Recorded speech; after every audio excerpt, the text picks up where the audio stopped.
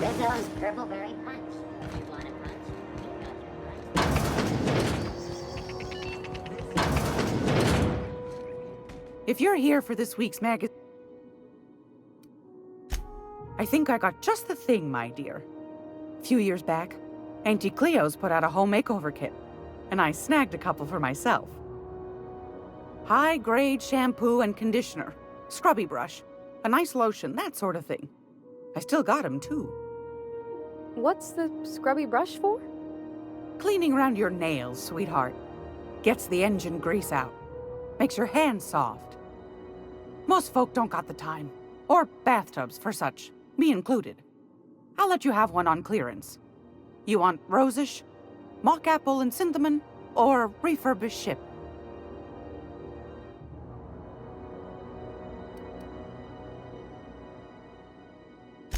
Like grit and grime covered over with cleaner, you mean? Well, that's a smell that means we're really going places.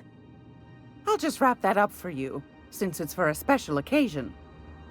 I'll pay for that, ma'am. Thanks for being so helpful. You're welcome, dear. Anytime, sweetheart. You know where to find me. Groundbreaker's safe from melting to bits now. Lots of good people can rest easy because of you. Oh, thanks, Captain. I'm gonna put these someplace safe. In her messages, Junlei said her mama used to make this dish for Monarch. Dustback casserole. Saltuna and xenogold needle mushrooms. And then for dessert, there's a thing called, sweetheart cake. It's made with almond paste and wax gourds. There's gotta be some place in Stellar Bay that can bake a casserole. And I heard tell there's a Rizzo's town near there called Cascadia what specializes in sweets.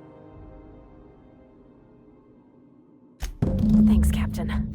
I know I'm asking an awful lot, but I'm sure it's gonna be worth it. This is...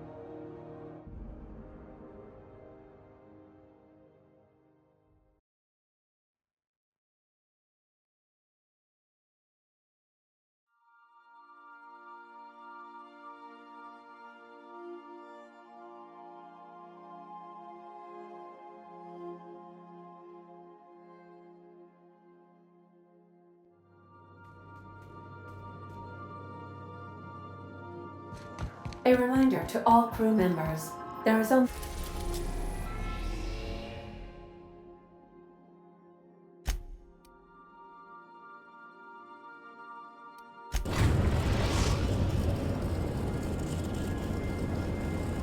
We're now in orbit above Stellar Bay, Captain.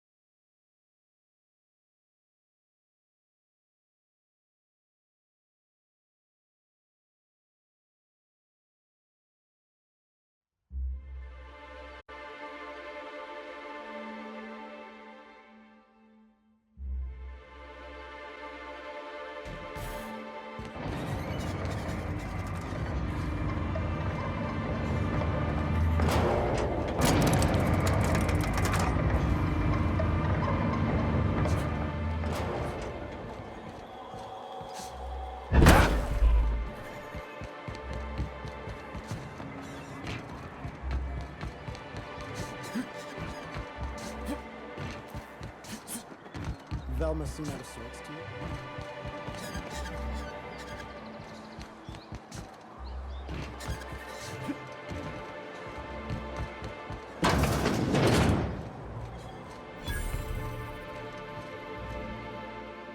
Whoa, By the stars, my poor heart. I just about pissed my jumpsuit.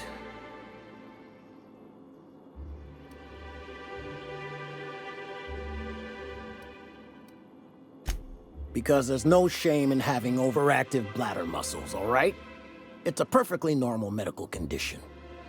Besides, life in this town is enough to try anyone's nerves. Where should I begin? With the oversized mantisaurs? Or perhaps the rat spewing acid at our walls? The board was right. This place isn't fit for human habitation, and I was a fool for staying. That was a real popular meal 10, 20 years back, before the board tucked tail and ran. These days, everybody's had a belly full of salt tuna. They all want borscht. And the mushrooms, well, not many venture out of town, what with the monsters hereabouts. I can whip one up for you, but it'll cost. Here's a menu. Oh, yikes. I can't cover this much, Captain. What? No, Captain, I don't want you to do it this way. It's all right, miss. I'm a coward at heart. Made that clear from the outset. Look, Captain. This is the best I can do without putting myself out of business. I'm mighty glad you reckon so. This is gonna take about an hour in the oven. Nothing I can do to speed it. That's just how cooking works.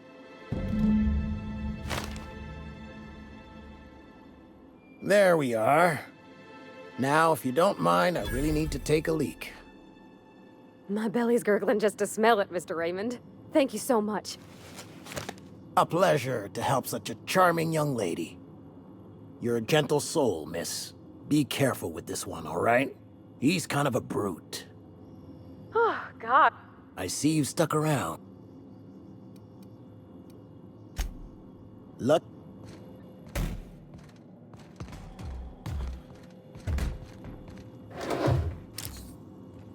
You! Stop that! What do you think you're doing? I suppose I can look away this time.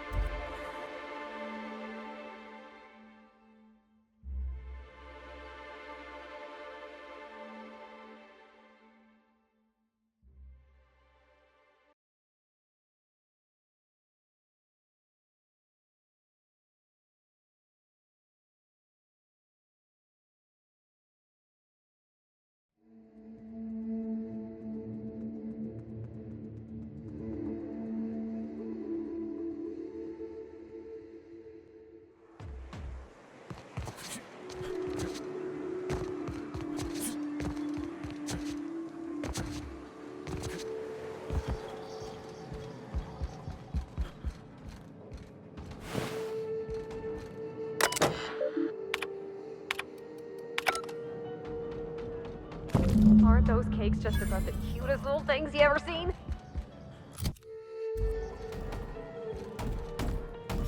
The dustback casserole Mr. Raymond made smells incredible. Oh, I kind of want to take a little taste. But I'm gonna be strong. Now look how cute these cakes from Cascadia are. Someone even traced little hearts in them. I guess that settles dinner. Thanks for hauling me all over creation, Captain.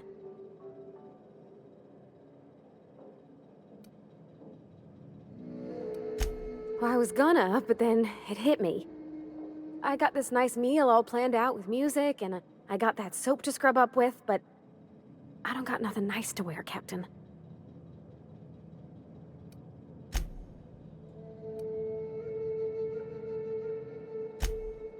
I'm fine for overhauling an engine, maybe. There's this place I heard of in Byzantium, Joliker's Haberdashery. I bet I could find something nigh on perfect at a place like that.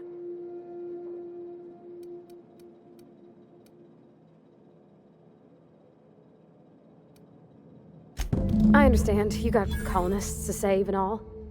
But if you do drop by Byzantium, just think about it. Please, Captain?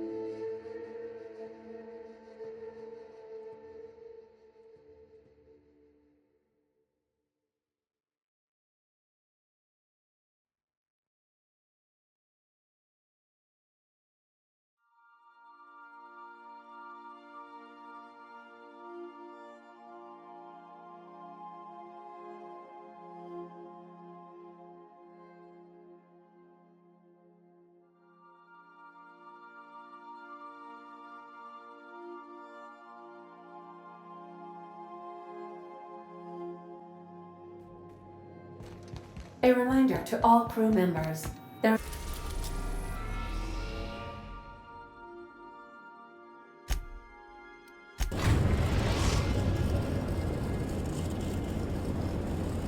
We are now in orbit above Byzantium, Captain.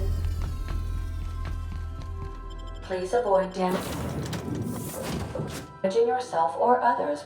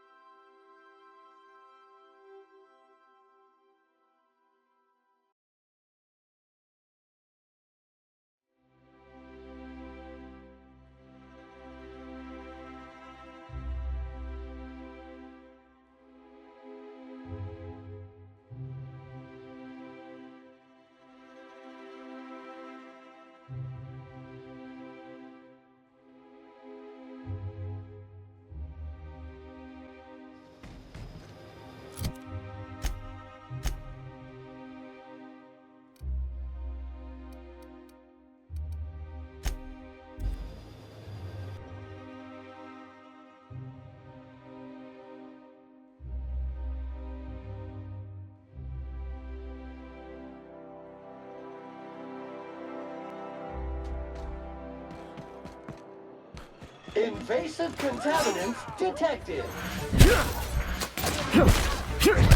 That will Any ways to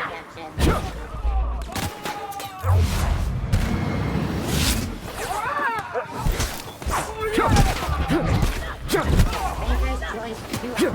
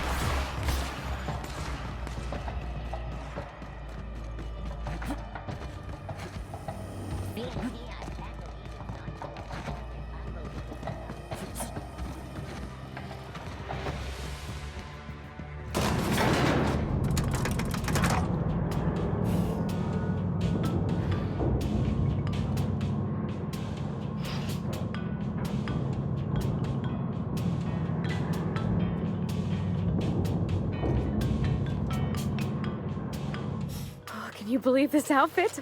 It's so handsome, I'm almost afraid to touch it. Well, I guess that's everything then. After all this time, I just have to actually do it now. You know, there's a part Junlei's been looking for to fix up the air cyclers. They only carried them on big colony ships, like the Hope.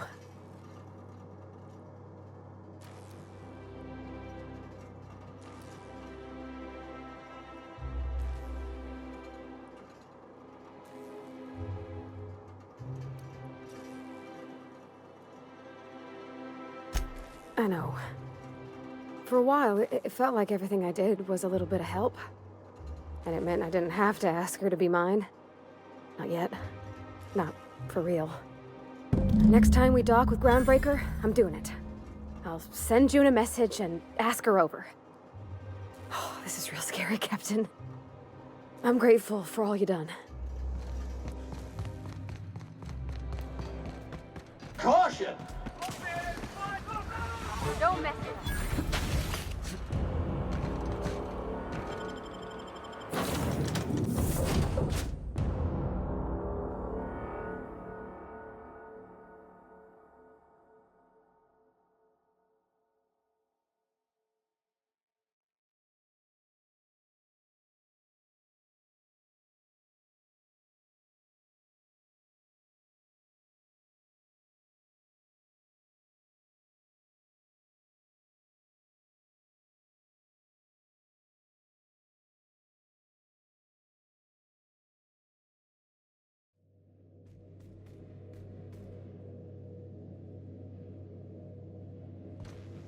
Some crew members. You're adjusting before you pull. You're in. I swear, next time we put into Groundbreaker, I'm gonna do. Oh, I'm so nervous. Having trouble focusing on my work.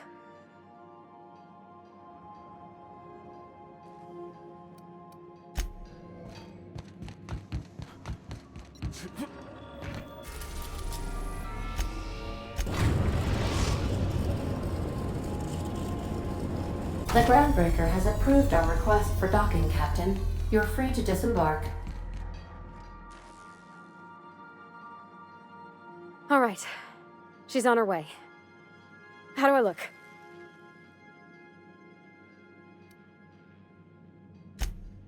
You bet I am. You don't want to know how much engine gunk came off me in the shower. Oh, my hands have finally stopped shaking. All right. Deep breath. Here I go.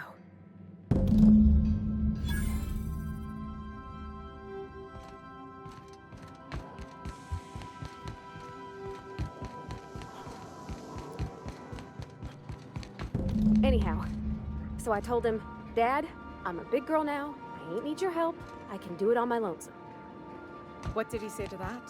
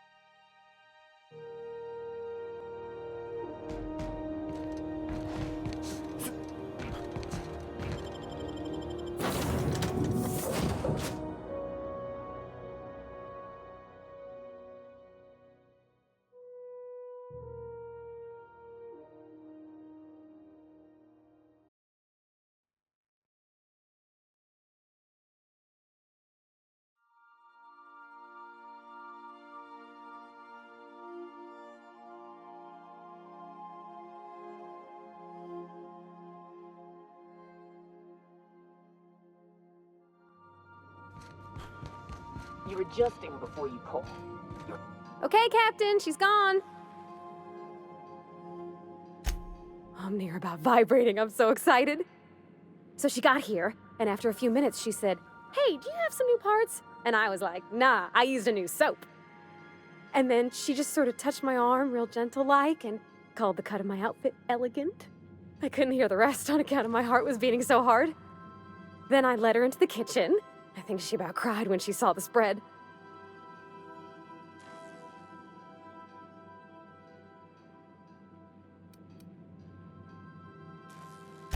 We both see enough engines in our day-to-day. There's nothing special about sitting next to another one, even if ours is real sweet. June hardly ever makes it down to Groundbreaker's mess during regular meal times, so sharing the kitchen was special. Like being part of a real family.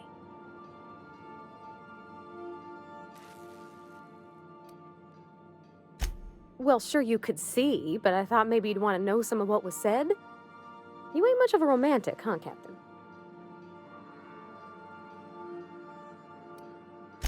When I brung out the sweetheart cakes, June, she got a little teary, said she had a thing she needed to say. But I stopped her because I wanted to say it first.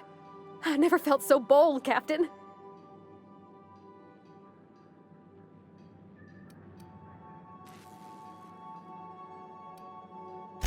One of us has got to be. We're both... June's so reserved and I'm so shy. I worried if I never said anything, nothing would ever get said, you know? I told her about how she made me feel. Bold like I acted. Strong. Smarter and kinder than I am on my lonesome. I listed all the things I liked about her. And then she pulled out a paper and read a speech. She talked about the things she admired about me, like my cleverness and my humor, and how it made her want to be more open.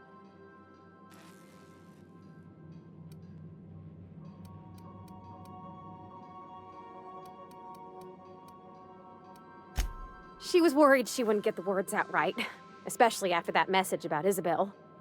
It's sweet. Anyhow, when she wrapped up, I asked her to be my girlfriend. And Captain, she said yes! We talked about it some. I told her I wasn't sure how it'd work, how I've had a bad time of it in the past. She said we'll take it as it comes. Fix things together. Share meals, talk. Maybe she could rub my shoulders when they're sore. I said I might like that.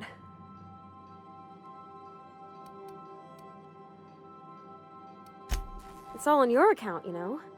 Imagine if you'd never taken me out of Edgewater. I'd have never met Junlei at all. I don't know nothing about the Vicar's capital P plan, but you've sure changed my life. So, if you don't mind, I'm just gonna head to my cabin and happy scream into my pillow for like an hour.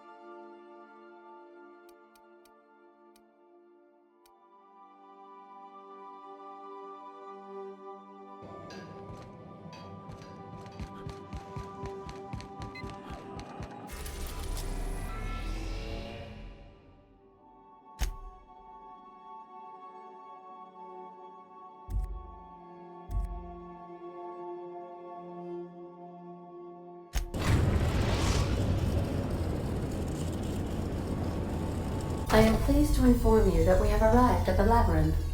Please be advised that the punishment for trespassing is execution. Please be advised that electrical storms on the surface of Tartarus make departure impossible at this time. Oh, speak of the devil.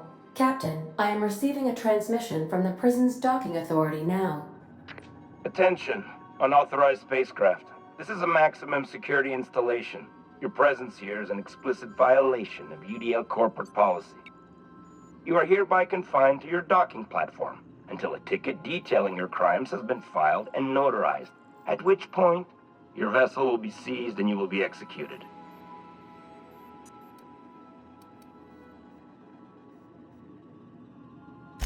Your ship is not permitted to leave until you remit payment for your fines and submit yourself to execution.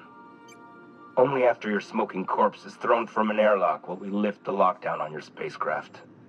Captain, I would not recommend this course of action.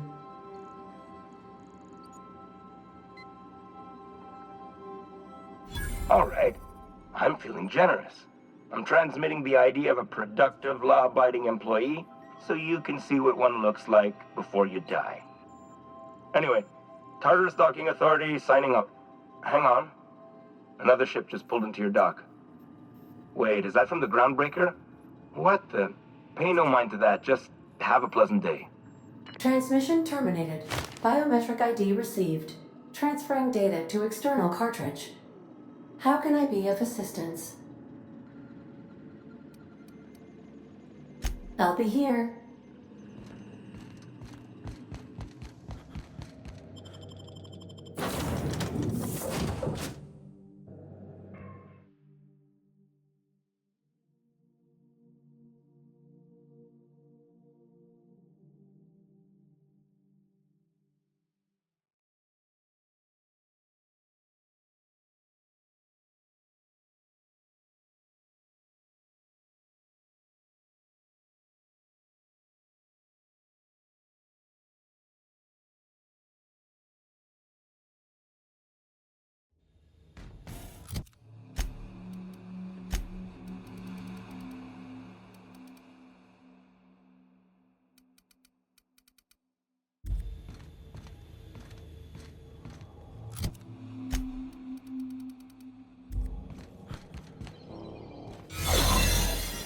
The captain did right by us, Monarch. Now it's ours. The board will never own the Groundbreaker. Not while I breathe. Push on, Mardad. Take him down! What was that? Bring him down!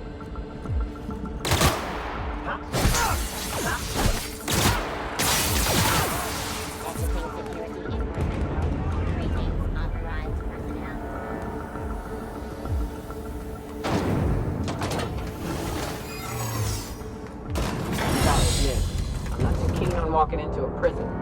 They lock me up, I'm liable to kill everyone trying to get back out. Area sanitization assessment. The labyrinth on Tartarus. Task classification. Easy peasy.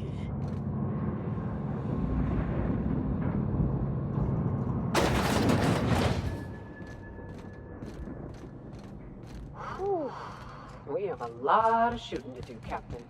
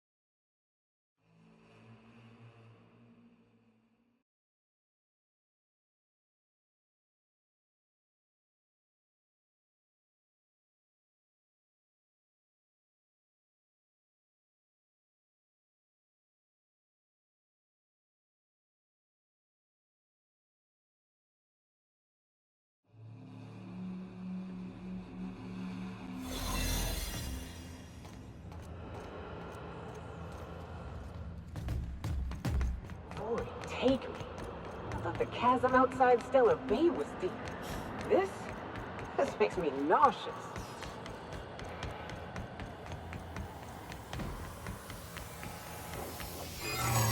Something's not right. Are you new here? I didn't think we were hiring more staff.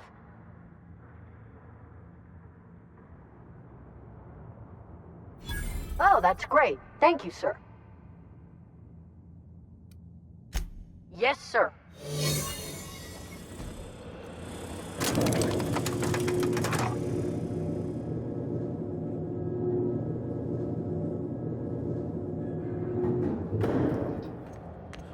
Let's go, troops. Stellar Base counting on us.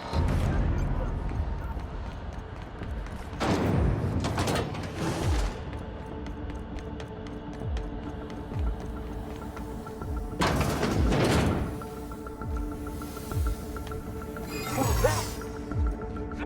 Hold it. Something about you doesn't look right.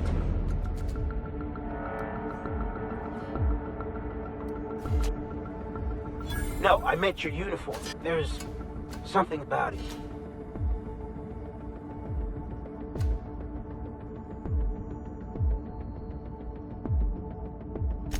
Huh? Damn. Lucky you.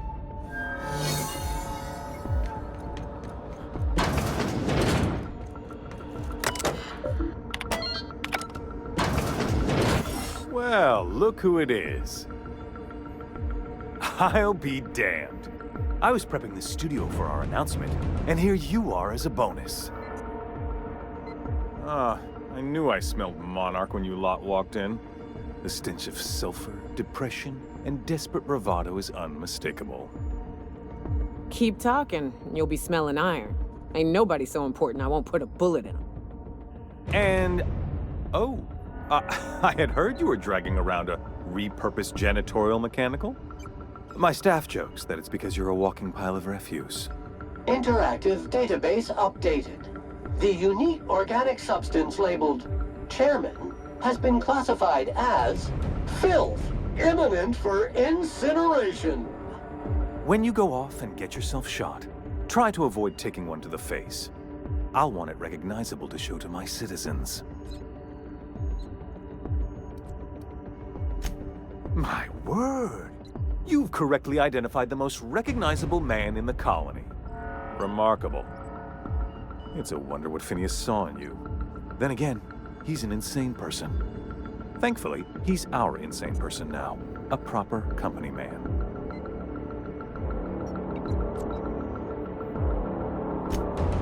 Yes, he is an extraordinarily obstinate fellow, isn't he? Fine, he isn't working for us per se. Semantics, he'll come around. But that's between us.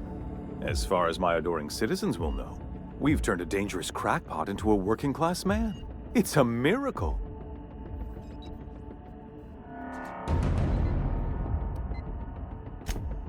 Oh yes, go on, wake them up, add more mouths to feed.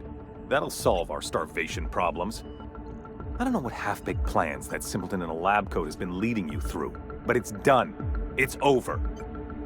Let me ask you something, Captain.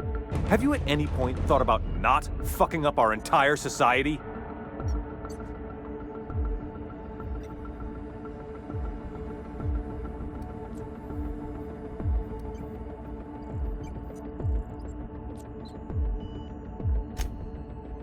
Oh, right. This coming from the psychopathic outlaw. Yes, I'll try to be more open-minded about your path of wanton dissent. We don't need your help.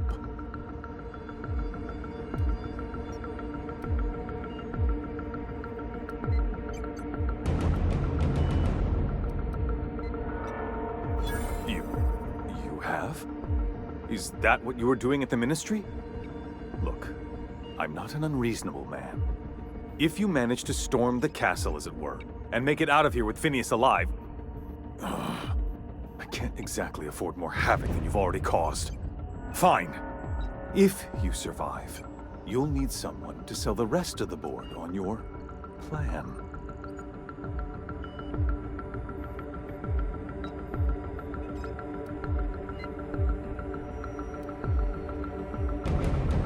Waste of company,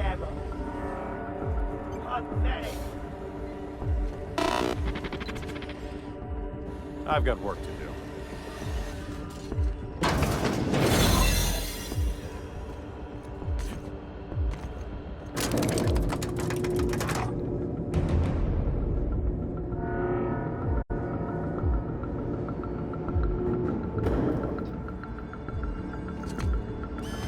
All right, MSI. I'm not one for rousing speeches, but the captain needs our help. So, get in there and fight! Difficult job ahead? Consider equipping a pack of Sam's special solvent stainout remover. It's ruthless on residual blood splash. Take a breath now, folks. Once we're out there, I suspect we ain't gonna have time to stop shooting. Captain, you have an uncanny talent for complicating my life. You've disrupted the balance of power. You've upset the natural order of things. You've introduced uncertainty, and there is nothing I despise more than uncertainty.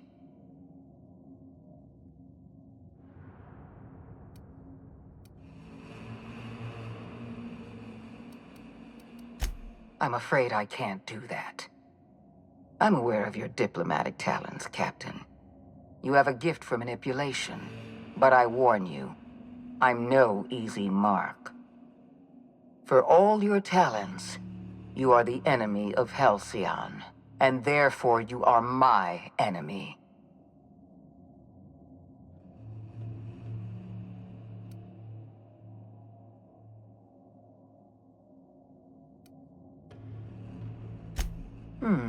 You make a nuanced and compelling argument. Here's my rebuttal.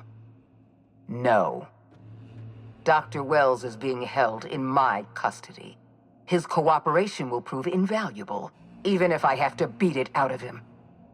All that's left to do is put down this riot, arrest you, and then get on with the bloody business of saving this colony.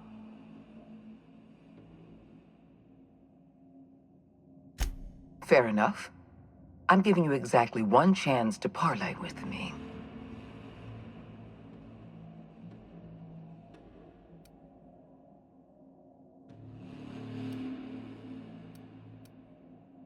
Interesting that you think I'm going to die here. I believe I'm more than capable of taking you on.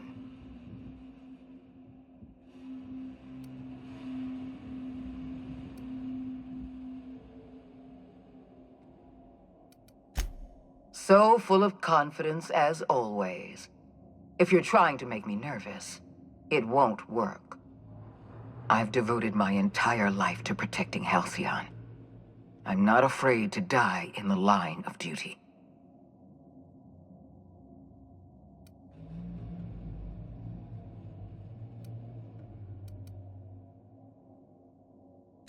Don't you think I know that?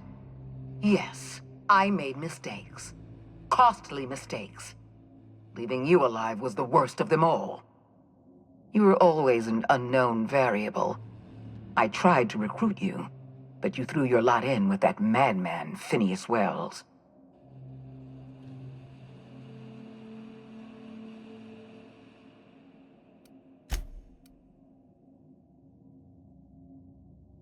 Rockwell said that.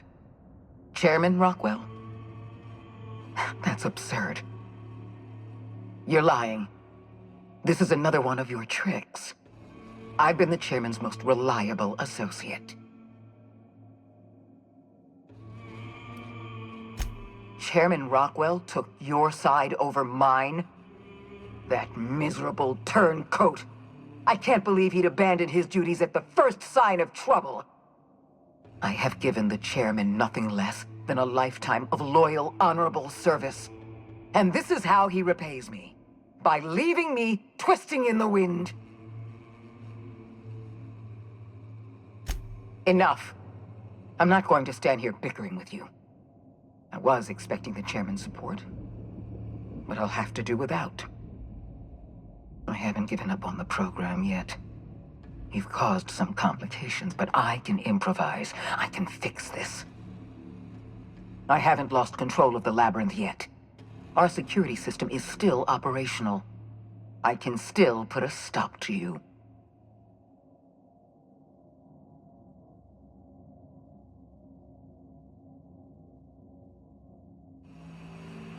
When you put it that way, no. Not in the least. Damn it all. Very well. You win. I'm familiar enough with your methods to realize my chances of survival are low. Congratulations, Captain. You've outplayed me. I accept your terms and will return Dr. Wells to your care.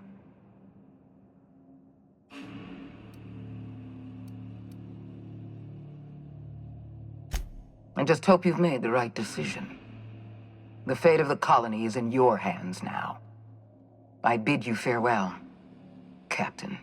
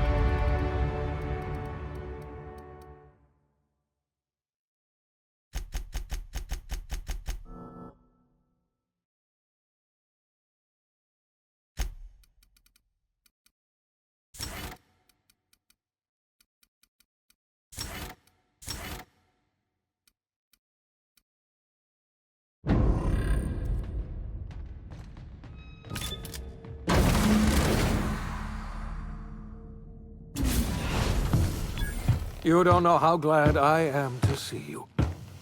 You must have said something to get under Akande's skin. She's gone, and I don't think she's coming back. And you lunatic, you broke into the board's own fortress just to rescue one doddering old man. You are absolutely out of your mind, and I can't begin to thank you enough.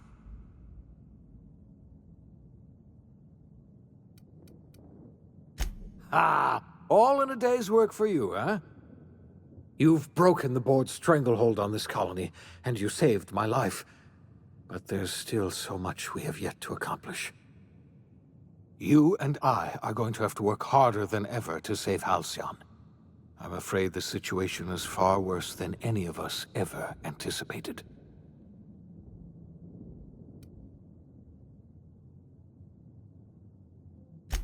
I would like nothing more than to celebrate this victory, but we have a serious problem on our hands. Earth has gone dark. We haven't received a single message in 3 years. There's been no communication, no signals, nothing.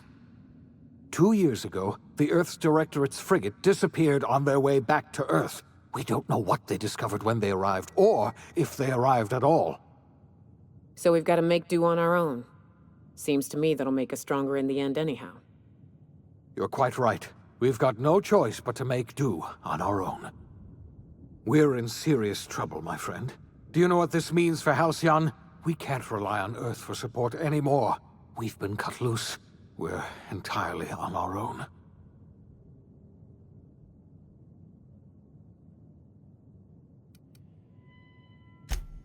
Yes, we do. You've done a marvelous thing. You've succeeded where anyone else would have failed, including me. We must begin the revival process immediately, starting with the hope's brightest minds, and then we're going to fix this damn colony, one problem at a time. We're going to need a leader, and I can't imagine a better person for the job than you. What do you say, old friend? Will you help us?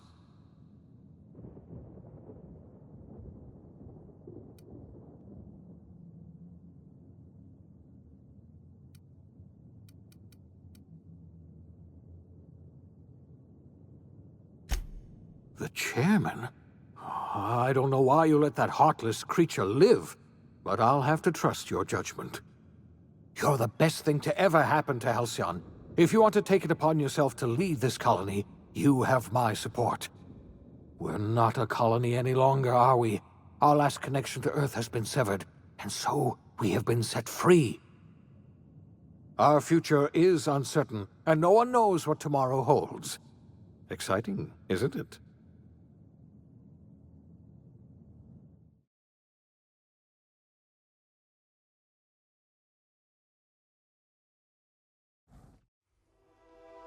The OSI teaches that everything in the universe happens according to the grand plan. But the stranger that arrived in Halcyon was an unplanned variable. From the moment he landed in Emerald Vale, his actions altered the course of history. The events on Tartarus brought about the end of the board's authority. But the board's mistakes would haunt the colony for decades to come. The damage they left behind would require the work of a generation to repair. Dr. Phineas Wells began reviving a handful of the Hope's colonists. Engineers, scientists, technicians, and intellectuals. They were among the brightest minds the Earth had ever sent out into the stars. The Hope scientists and engineers woke up in a colony descending headlong into total collapse. With no way to return to Earth, they had no choice but to band together and devote themselves to the cause of saving Halcyon. The people of Halcyon were nothing if not hardy. In the absence of the board's authority, many of the colony's settlements banded together with a single purpose in mind: survival. Life was especially hard in the years to come. Some towns dissolved by attrition and starvation, but most of them found a way to carry on. In the years to come, Halcyon was forced to reckon with its newfound freedom. The board was gone, and for better or worse, the colony was responsible for its own destiny. Between MSI's worker-centric policies and the iconoclast's manpower, Sanjar and Zora were able to rally many of the Terra 2 townships to their cause. MSI's workforce swelled, and the iconoclasts enjoyed a significant surge in their ranks. The board was too distracted by infighting and internal politics to stop MSI from becoming a powerful corporation and a refuge for townships that might have fallen through the cracks. Consumed by paranoia, Lilia Hagen took Sublight Salvage in a controversial direction, openly accusing board officials of an extraterrestrial conspiracy. One day, an accident at the Groundbreaker's docking bay silenced her forever. Time would tell if her replacement could keep the Sublight family together. Adelaide McDevitt replaced Reed Thompson as the leader of Edgewater. She and her followers transformed Edgewater in their image. Anyone loyal to Reed was pressured into leaving town, and those who stayed behind adapted to her way of life. Adelaide transformed the old cannery into a new garden. The nearby Edgewater Cemetery provided a convenient source of fertilizer. As for Reed Thompson, it was said that he lasted exactly 2 days outside the walls of Edgewater. Years later, a marauder was found in possession of his hat. Under the leadership of Junlei Tennyson, the Groundbreaker held firm against corporate influence. The ship's mechanical stability gave Junlei the time to educate a promising generation of engineers schooled in her family's traditions. The future of the Groundbreaker looks promising. The rediscovery of the Hope and the abandonment of the lifetime employment program forced Byzantium to come to terms with some uncomfortable realities about the state of Halcyon. While Byzantines were reluctant to surrender the luxuries they'd grown accustomed to, the board's diminished authority gave them little choice in the matter. Nearly everyone had to learn to make do with less. Some even had to get jobs. It was a dark time indeed.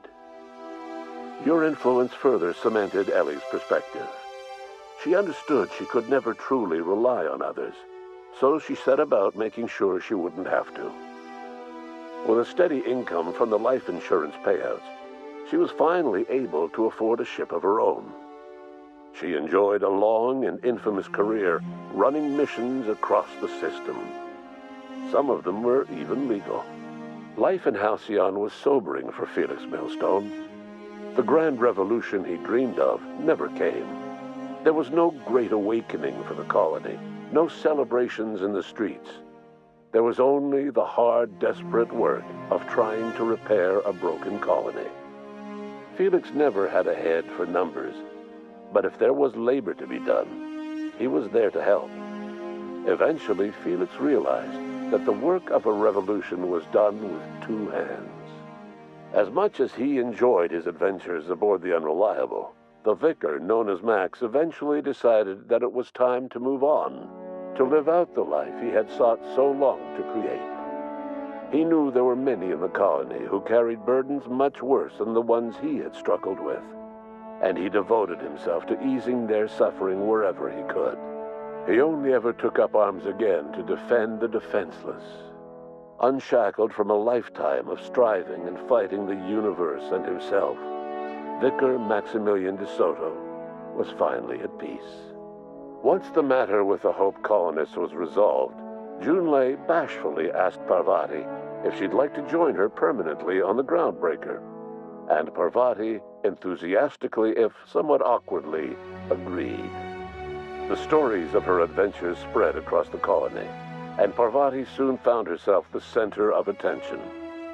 Having served as the engineer of a renowned spacecraft, tramp freighters and wildcat miners sought her out by name, and in no time, she was a fixture in the Groundbreaker's mechanical ecosystem. She and Junlei were never far apart. Nyoka returned to Monarch to take another crack at making a permanent life for herself. She formed the Charon Group, a mercenary outfit of ragtag survivalists and wilderness experts. Anyone in need of a guide, or just looking to throw back a beer and swap stories, could find her camping on the trail or clearing an infestation. The SAM unit that accompanied you spread awareness of the product line's superior sanitation and maintenance capabilities across what was left of the colony. This led to a boost in SAM unit sales. Did you know that SAM units are the longest-lasting, toughest-acting cleaning solution in Halcyon? Minister Clark was released from house arrest, and his contact with you gave him a sense of renewed purpose and vigor. Once it became clear that no help would be coming from Earth, he threw his considerable efforts and talents into helping Halcyon manage the crisis before it. It was widely suspected that Sophia Akande was the true power behind Chairman Rockwell. However, after the riots on Tartarus, she was never again seen in the colony. Various theories circulated as to her fate. Some believed she boarded an interstellar ship capable of journeying to a distant colony. Others believed she died trying to escape Tartarus. Some few suggest she fled to Monarch, where she continued to live among a small band of loyalists. There is another theory, which suggests that Sophia's encounter with you changed her, and she deliberately retreated from public view, but continued supporting the colony in secret. When Dr. Wells began reviving the Hope's colonists, he found himself with a sudden windfall of additional supplies and resources, courtesy of an anonymous donor. If Wells knew who his supplier was, he never told a soul. Chairman Rockwell served as the public face for the changes in Halcyon to come. Whenever you needed strings pulled or a voice to sell a policy change, Rockwell was only too happy to oblige. As for Dr. Phineas Wells, he spent his remaining years in his orbital lab. He eventually came to terms with his own past and was able to forgive the mistakes of his younger self by devoting his remaining years to serving the colony. In the end, Dr. Wells was able to save every scientist and engineer aboard the Hope. Over the next decade, nearly all of the Hope's remaining colonists were successfully revived. Halcyon saw a period of rapid technological and scientific advancement. Breakthroughs in dietary supplements saved the colony from starvation. Geoengineering projects and social reforms began to change the structure and character of the colony. Dr. Wells laid the groundwork for the project to save the colony, but he would never live to see the fruits of his labor. He passed away a few years later. His work was carried on by the scientists and engineers he revived. Today, Halcyon has stabilized. The people of the colony work hard to adapt to their new circumstances. Nearby colonies send aid and supplies. Life will never be easy in Halcyon, but for the first time in its history, there exists a sense of real, genuine hope about the future. And what about you, the unplanned variable in the history of Halcyon? You brought an end to the chaos on Tartarus and made Chairman Rockwell your own puppet, a role he was all too eager to play. The colony never realized you were the true power behind the new administration. By acting vicariously through agents and third parties, you controlled Halcyon from the shadows. As a result, Halcyon survived the turbulent years that were to follow. No one knows what's happened to Earth, and no one knows what the future has in store for Halcyon. All we know for certain is this: the name of the Unreliable and that of its intrepid captain will remain the subject of countless stories for years to come.